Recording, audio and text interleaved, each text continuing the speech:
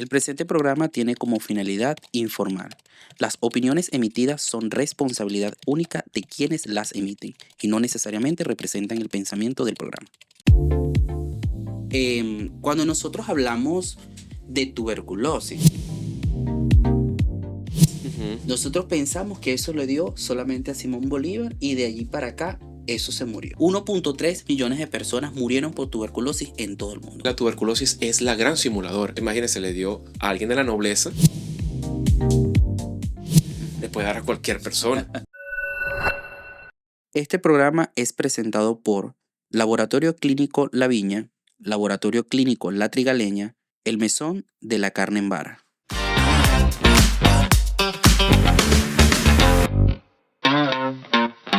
Hola a todos, yo soy el Dr. Leonardo Cruces, soy médico internista e infectólogo. En este nuevo episodio de Infecto Sentido vamos a conversar sobre tuberculosis, ya acercándose el Día Mundial de la Tuberculosis y sobre todo de los mitos, leyendas y creencias. Eres un verdadero amante de las carnes y del auténtico sabor criollo. Tu lugar es el Mesón de la Carne en Vara. Aquí disfrutarás de un ambiente ideal para compartir en familia, cualquier día de la semana, con espacios amplios y el sabor de nuestra tradición. Y atención, no solo contamos con almuerzo, también tenemos desayuno para empezar el día con todo el sabor venezolano. Y estamos ubicados justamente bajando el distribuidor de Tasajal en Naguanagua. El Mesón de la Carne en Vara, de nuestro mesón al tuyo. Para eso tenemos un invitado de lujo, un invitado muy especial, que es el doctor David Guevara. David es médico cirujano egresado de la Universidad de Carabobo con sede Aragua. Es médico cirujano general, egresado de la Universidad de Carabobo del Hospital Ángel Arralde. Hizo una especialidad en cirugía de tórax del Hospital José Ignacio Baldo en Caracas, un máster por la Universidad de Plata en Argentina sobre ecografía pulmonar. Actualmente es adjunto 1 del Servicio de Cirugía General del Hospital Ángel Arralde, docente de posgrado de cirugía general, es miembro activo de Sobetórax y la Sociedad Venezolana de Cirugía. Adicionalmente, David ejerce en Valles de San Diego y en El Viñedo acá en Valencia. Gracias, David. Gracias a usted, doctor, por la invitación. Por venir el día de hoy acá. ¿Sabes qué? Cuando nosotros hablamos de tuberculosis, nosotros pensamos que eso le dio solamente a Simón Bolívar y de allí para acá eso se murió. Completamente. ¿Sí? La gente se y le olvida. la gente se le olvida que son enfermedades reemergentes y que van a seguir con nosotros permanentemente. Y que es una lucha para poder erradicarlas porque hay muchos factores de riesgo que lamentablemente no vamos a poder cumplir en el tiempo, ¿sí? Sin embargo, fíjate algo importante. El 24 de marzo se celebra el Día Mundial de la Tuberculosis y hay estrategias que la Organización Mundial de la Salud tiene prevista. 1. 83 millones de vidas salvadas por tuberculosis fueron desde el año 2000. 10.7 millones de personas se enfermaron de tuberculosis en el año 2024, pero algo más alarmante, 1.3 millones de personas murieron por tuberculosis en todo el mundo. Y una de las cosas que estábamos conversando ahorita es que la gente cree que esto es de enfermedad de personas de bajos recursos o personas pobres y eso no es así, ¿ok? La tuberculosis sigue siendo un enemigo silencioso, pero que tú sabes que está allí. Y que es obligación de nosotros como médicos determinar cuáles son las características clínicas y epidemiológicas al momento de abordar un paciente con sospecha de tuberculosis. ¿Ok? En el cambio del paradigma actual, ya no la vemos solo como una infección pulmonar, sino que existen una variedad que se llama infección latente y enfermedad activa. Ahora, David, desde tu punto de vista, ¿cómo podemos definir la tuberculosis? ¿Qué tipo de tuberculosis existen y qué hacemos con la tuberculosis latente? Bueno, la tuberculosis es una enfermedad que está causada por Mycobacterium tuberculosis. Es una bacteria muy típica y que tiene la peculiaridad de que su capa bilipídica la protege de muchos factores de defensa que tenemos en el organismo. Existen muchos tipos de Mycobacterium. La gente piensa que Mycobacterium tuberculosis es el principal causa de la enfermedad. Correcto. Y no, tenemos los atípicos y los atípicos. Este es el típico, pero hay otros subtipos, más de 10 tipos de Mycobacterium que pueden causar enfermedades muy parecidas, pero algunos tenemos y otros no en Venezuela. La otro mito de la tuberculosis es que la gente piensa que nada más se pueden presentar a nivel pulmonar, y algo completamente falso. Podemos diferenciarla en tuberculosis pulmonar y extrapulmonar.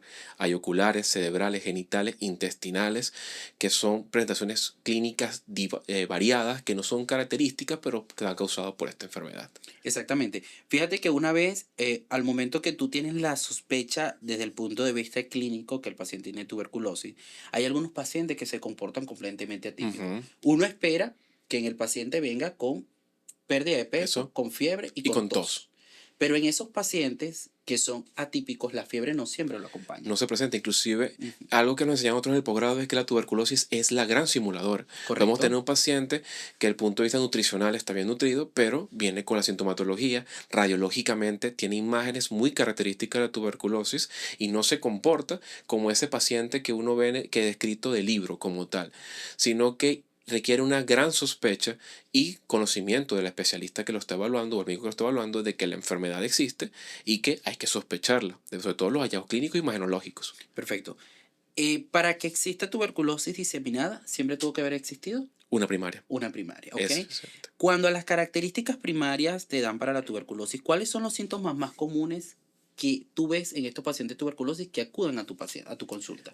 El primer síntoma es la tos, pero no es una tos que tiene una progresión corta, sino que dicen, doctor, tengo años con una tos, a veces me canso, a veces no, y en alguna oportunidad tosí con un poquito de sangre, pero lo relacioné porque hice una tos muy fuerte. O sea, no les preocupa ese signo, ese llamado que es la hemoptisis, la expectoración hemotoica, que el cuerpo está diciendo, mira, hay algo que está pasando a nivel respiratorio, acude a la parte médica, sino que lo asocian porque tosieron mucho y hicieron un esfuerzo físico exacerbado al hacerlo, pues. Exactamente. ¿Qué otros signos y síntomas se asocian en estos pacientes aparte de la tos? La disnea, la pérdida de peso puede o no estar presente. También tenemos que recordar que en nuestra población hay una tendencia al aumento de las dietas ricas en harinas saturadas. Ujú. Entonces eso hace que el paciente esté malnutrido, pero no pierda la manera del peso como una enfermedad tuberculosa normal.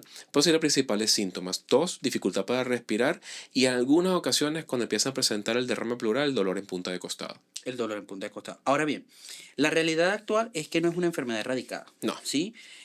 Ahora importante de todo esto, tenemos que tener en cuenta que la tuberculosis sigue siendo una de las enfermedades más mortales a nivel Ujú. mundial y que nuestro país, por ser estar en un continente totalmente tropical, Ujú.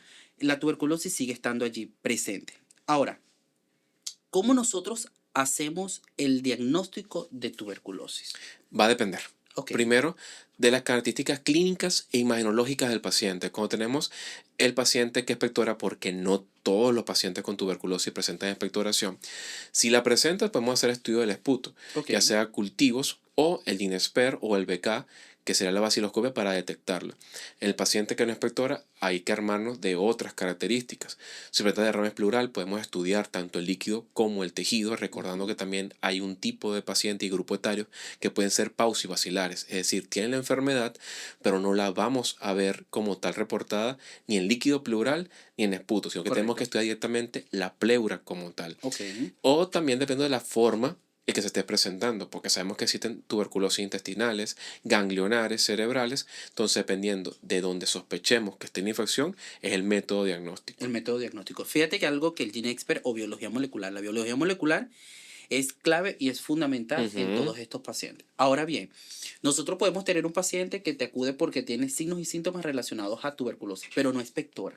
Allí no tiene ninguna utilidad que uno le pida un cultivo de De esputo, esputo, nada. a menos que uno le induzca la expectoración, pero es bastante difícil Y en algunos realizarlo. casos salir negativo, y Va no a salir quiere negativo. decir que no tenga la enfermedad. ¿Correcto? Por eso viene la clasificación que nos da las sociedades de Ujú. el tipo de inicio de tratamiento que vamos a tener, que podemos tener Correcto. tratamiento para la forma pulmonar, la extrapulmonar o la serie N. Ahí Ajá. viene el grado de sospecha, armarse el equipo quirúrgico, bueno, dicho, el equipo médico, infectología, neumonología y cirugía de tórax. Mira, tenemos alta sospecha, no hemos comprobado, conversemos con infectología y si podemos iniciar una prueba terapéutica con serie N. Obviamente, habiendo agotado todos los otros métodos diagnósticos. Claro, es que eso es una particularidad. Nosotros podemos tener pacientes muy típicos, Ujú. caracterizados clínicamente por tener tuberculosis, pero fíjate algo, hay pacientes que vienen con manifestaciones clínicas y epidemiología muy específico que es una tuberculosis, pero todos los estudios están negativos. Ese es un paciente que se caracteriza por uno hacer eso, una prueba terapéutica, Para porque el terapéutica. paciente tiene clínica y epidemiología. Y Exacto. muchas veces esos pacientes revolucionan muy bien al tratamiento de inicio Claro, y anti-TBC. habiendo descartado ya las otras enfermedades que pueden coexistir. Es que Claro, eso es lo principal, que mucha gente dice, no, es que no tengo, pues salieron las pruebas negativas. No, primero tienes que acudir a la parte especializada claro, para descartar las condiciones clínicas que puedas tener. exactamente. Una vez que nosotros hacemos el diagnóstico, porque fíjate que hoy día la multiresistencia está tocándonos la puerta. Ujú. Y el uso inadecuado de antibióticos trae consigo resistencia bacteriana. Pero sabes que una de las cosas importantes de todo esto es que estos pacientes, no sé si te pasa, pero en mi consulta es muy común, de que hay pacientes que vienen con tuberculosis con serie N o que simplemente no tienen toda lo típico. Es porque hicieron una supuesta bronquitis, una supuesta neumonía en un Sí. momento y te cansaste de darle antibiótico y antibiótico y antibiótico al paciente, sobre todo quinolonas, y automáticamente eso sensibiliza al organismo de muchas cosas. Entonces, Ujú. el uso inadecuado de antibióticos también puede traer consigo que ciertas enfermedades puedan de cierta manera disfrazarse, ¿ok? Exacto. Una vez es fácil el abordaje desde el punto de vista con tratamientos convencionales. Tú le das tu tratamiento convencional, De una sola vez. pero es difícil cuando tenemos multiresistencia. Tal cual. ¿Sabes? Las opciones terapéuticas, Se van agotando y hoy en día es mucho exacto, más difícil el paciente. mucho más difícil. Ahora bien, David, ¿cuándo nosotros llevamos a ese paciente a cirugía de tórax? ¿Cuándo el bisturí entra en juego? Ahí la respuesta sería depende. ¿Ok? Depende primero de la complicación que esté presentando. Como sabemos, es una enfermedad que puede atacar no solo al parénquima pulmonar, sino a la pleura. Ok. La principal sintomatología respiratoria o complicación que se puede presentar es el hidroneumotórax. El paciente cuando se presenta, según la clínica, y hay alta sospecha de TB, que pedir todos los estudios pertinentes, y ahí entramos nosotros en juego, mediante el cual drenaje pleural. Es colocar la toracotomía mínima, colocar el sistema de drenaje pleural y hacer el seguimiento y evolución de esto. No siempre se llevan a las decorticaciones, aunque tengan edema pleural, porque decorticar un parénquima pulmonar tuberculoso tiene más complicaciones que beneficios, porque Ok. un parénquima que está muy friable es un paciente muy debilitado, que entonces vamos a causar es más daño al mismo con sangrados que pueden ser incontrolables y nocivos para el paciente. Entonces, por eso tratamos de ir un poco más de cuidado cuando son complicaciones agudas. Entonces, ¿cuándo llevar al paciente a cirugía? En realidad, uno, y me corriges a ver, fallas en el tratamiento médico, ¿siempre se lleva? Depende, doctor. ¿De qué De, depende del exactamente? tipo de la falla del tratamiento que esté presentando y la complicación que Ok, tenga. Ya las técnicas que se están aplicando anteriormente de la lobectomía o las neumonectomías, hoy he tratado de evitar, ya que, como muy bien es cierto, una enfermedad que es sistémica no está alojada en un solo pulmón, a pesar de que uno sea el que expresa el daño. Entonces se ha visto un aumento de que estos pacientes que anteriormente se lobectomizaban o hacían la neumonectomía, que es resecar el pulmón completo, con los años presentaban daño en el otro pulmón. Entonces estamos agravándolo más. Inclusive ya se está tratando de manejar con sistemas de prótesis a esas cámaras pleurales que se producían, que la cámara pleural es que el pulmón no expande completamente y ok, queda como un vacío la capa de la pleura. Anteriormente ya estos pacientes hacían un tratamiento que era muy cruento, que es la boca de horno. ok. ¿Qué es la boca de horno? Literal, resecar 3, 4 costillas y dejar una cavidad visible, la cavidad pleural expuesta al aire ambiente. ¿Y eso para qué, David? ¿En qué Eso era sentido? la técnica para exponer completamente esa capa y eliminar la parte del bacilo de la Ok, tuberculosis, ya ayudar a la entiendo. fibrosis de la pleura y hacer como una especie de colapsoterapia, que es el tratamiento antiguo que se aplicaba. Sin embargo, imagínense para el paciente desde el punto de vista social, si de por sí cuando hablan de tuberculosis lo rechazan por el Totalmente. gran desconocimiento que hay de la manera como se disemina la enfermedad, Ujú. imagínense tener un paciente en la calle con un orificio en el tórax gigante. Entonces, hoy en día manejamos ya con prótesis para evitar eso. Ahora bien, fíjate que eso es algo de vanguardia, pero fíjate otra cosa importante, ¿cómo haces en estos pacientes que tienen el diagnóstico de un CA pulmonar? Ujú. ¿Ok? Pero además le da tuberculosis. ¿Cómo es el manejo de estos pacientes desde el punto de vista de cirugía de tórax?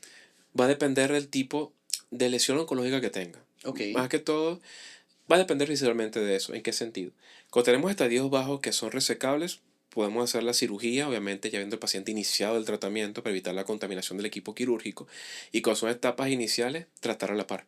porque el Ujú. paciente no se escapa de una sola infección, no solo por tuberculosis, también por cualquier tipo de hongos. Claro. Entonces vamos a tratar a la par y lo vamos guiando, pero el cáncer no es una contraindicación como tal de iniciar el tratamiento, pero sí requiere, o sea, es una alerta de que este paciente es inmunosuprimido y puede ser infectado por tuberculosis Ahora y bien, cuando pensarlo. ustedes le colocan el tubo de tórax y le hacen el procedimiento al paciente, Mm. ¿cuánto tiempo pasa para retirarle el tubo? ¿O siempre va a ser permanente? ¿O hay un tiempo determinado para evitar ciertas complicaciones también?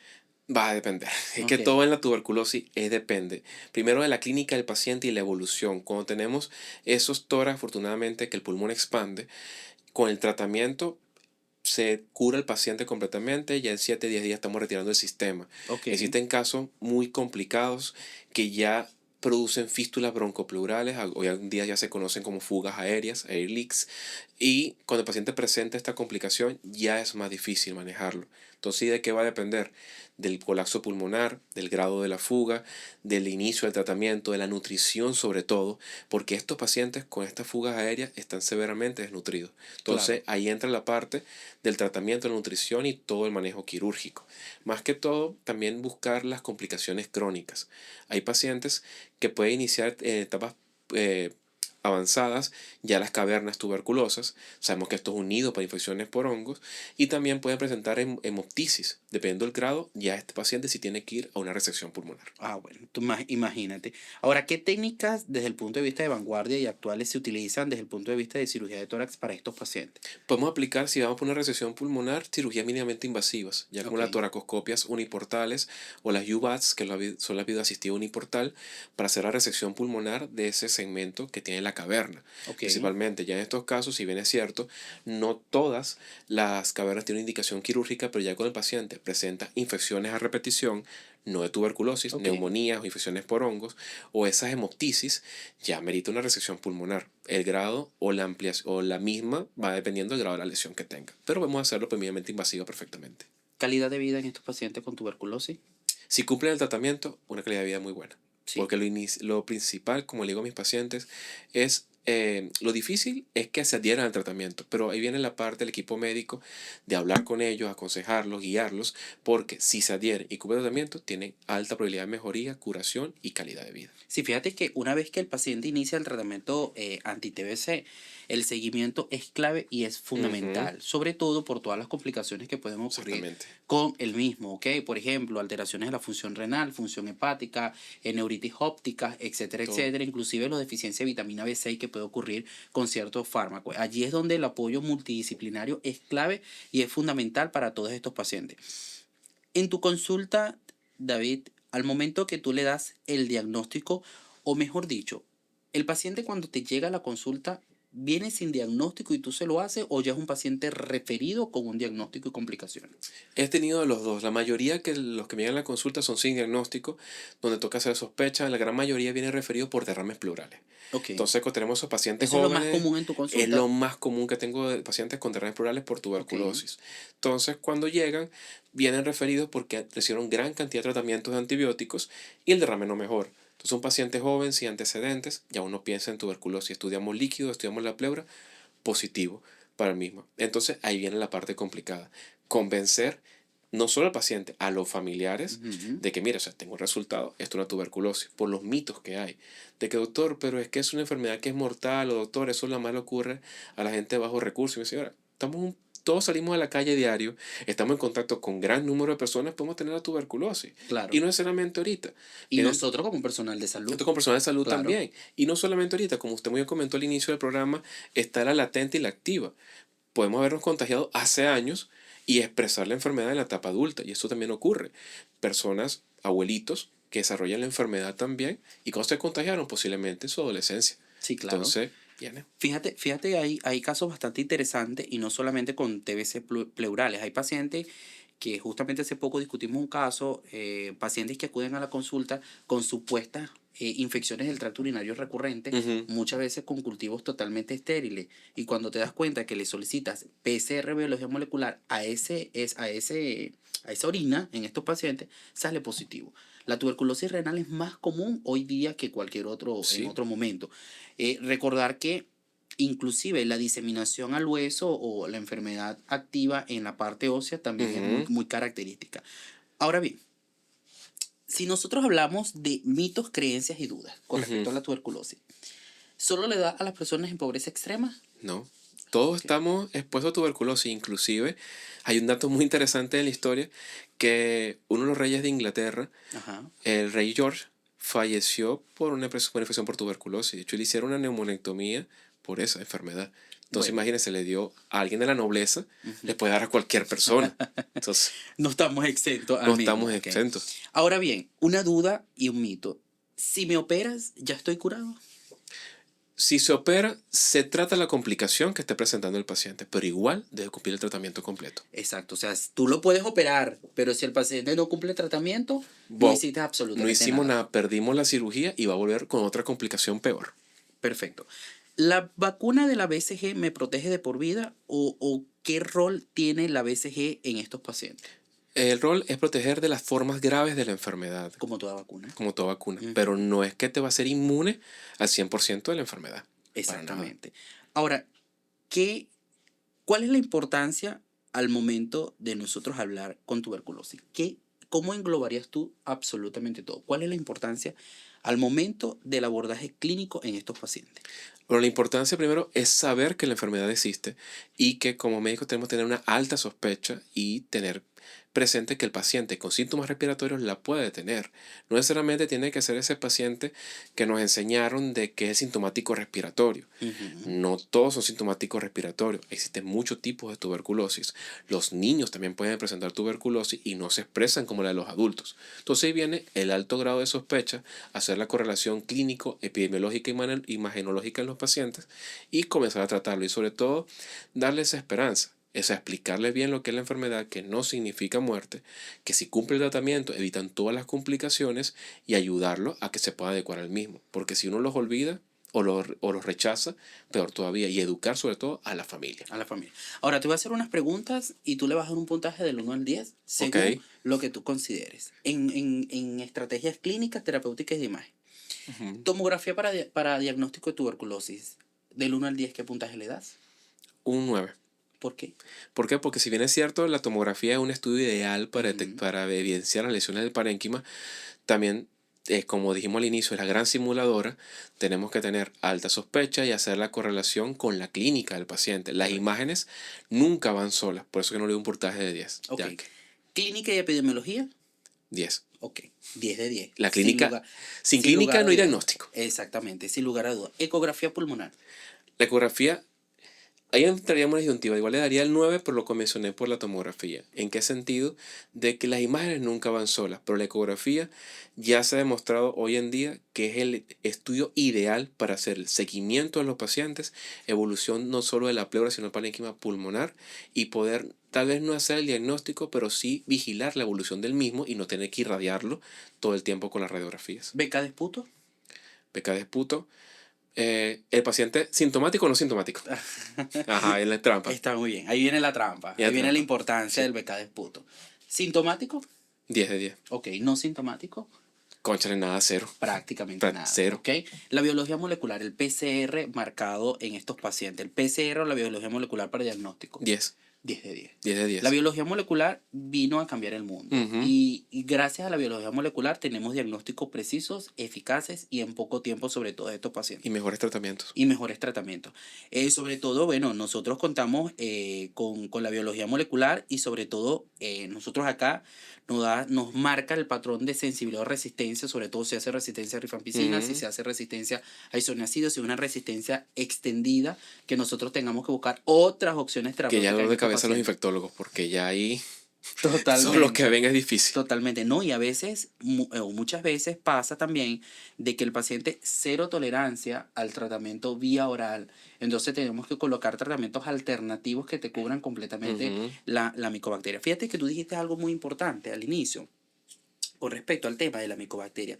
No solo es Mycobacterium tuberculosis, Ujú. ¿ok? Hay formas atípicas como por ejemplo el Mycobacterium abscessus, Kansai, El Shebonai, bovis, todo bovis, africano. Todo. exactamente, que pueden de igual manera afectar el parénquima pulmonar y otras formas extra pulmonares. Ahora, cuando nosotros hacemos diagnóstico diferencial, Ujú. mencióname 3 diagnósticos diferenciales en pacientes con manifestaciones clínicas similares a la tuberculosis. Bueno, infecciones micóticas por Infecciones hongos, micóticas, por hongos, los derrames pleurales por bacterias atípicas, ok, por atípicos, y también la enfermedad pulmonar intersticial difusa. ok, En etapas iniciales tiene algunas características inmunológicas muy sugestivas de tuberculosis. Y estos pacientes puede ser que tengan una sobreinfección o que estén comenzando con esta enfermedad. sí, fíjate algo muy interesante porque con respecto a las características granulomatosas de las enfermedades, como Ujú, por ejemplo tuberculosis, la aspergilosis, ujú. ok, la histoplasmosis, Mosis. ellos pueden generar lesiones inclusive granulomatosas a nivel del pulmón, sobre todo la Ujú. aspergilosis pulmonar, y simular de igual manera como la gran simuladora manifestaciones clínicas. Ujú. ¿Qué consejos le darías tú, David, a los médicos que están empezando? Porque esto no se trata solo de la población, No se trata. ¿sí? Esto se trata también de nosotros como médicos y qué recomendación les darías tú a esos médicos que están en formación, a las personas que están en tu especialidad y en mi especialidad Ujú. sobre el abordaje clínico de todos estos pacientes. ¿Qué recomendaciones les das? Bueno, lo primero es saber que la enfermedad existe, que está Ok, presente y que tenemos que tener alta sospecha clínica para la misma para hacer el diagnóstico. Segundo, el uso adecuado de los antibióticos. Hemos visto o sea, con gran preocupación que en todos los pacientes cuando van a su etapa de atención primaria, lo primero que mandan son quinolonas. Es lo primero. Y no es lo ideal, porque si el paciente tiene la tuberculosis, manda el tratamiento y después, no, ahora sí hágase el esputo, va a salir negativo. Y tiene la enfermedad, no la estás diagnosticando y no la estás tratando de correcto. manera adecuada. Aparte de crear la resistencia a todo lo que ya conversamos. Y sobre todo, saber que existe más de un tipo de tuberculosis, no necesariamente tiene que ser pulmonar. Podemos tener una radiografía completamente limpia con un derrame pleural y no quiere decir que no sea tuberculosis. Podemos tener tuberculosis netamente pleural. Correcto. Entonces pasa que a veces me refieren al paciente y me dice el paciente, no, doctor, ya mío que tuberculosis no era porque mis pulmones no tengo nada.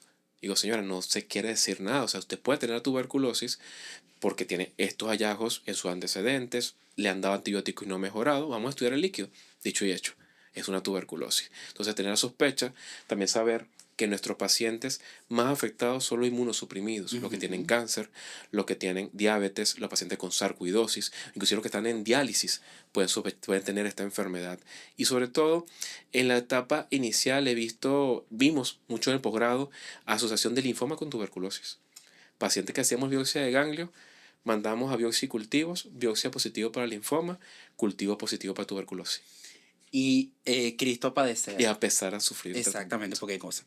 Bueno, David, mira, primero darte las gracias porque súper encantado con tu actividad y de verdad que orgulloso porque te vi crecer en el posgrado de cirugía general y ahorita como cirujano de tórax, maravilloso. Gracias de verdad por venir y espero que esta es tu casa. Y cuando quieras Gracias. venir y podamos conversar, podemos seguir conversando diferentes temas. No, obviamente, doctor, muchas gracias por la invitación. Para mí es un placer y un honor que usted me haya invitado. El doctor Ronaldo fue uno de mis R2 de medicina interna, que yo R1 de cirugía. Y bueno, de ahí todo el trayecto. Muchas gracias, doctor. Un placer y bueno, cuente conmigo. Chévere. Gracias al doctor David. Bueno, el día de hoy conversamos sobre un tema muy interesante que fue la tuberculosis y que no se escapa de la realidad que está más presente que nunca. Nos vemos en un nuevo episodio donde vamos a seguir conversando sobre mitos, leyendas y creencias sobre todo lo relacionado a infectología y medicina interna. Saludos. Este programa fue presentado por Laboratorio Clínico La Viña, Laboratorio Clínico La Trigaleña, El Mesón de la Carne en Vara.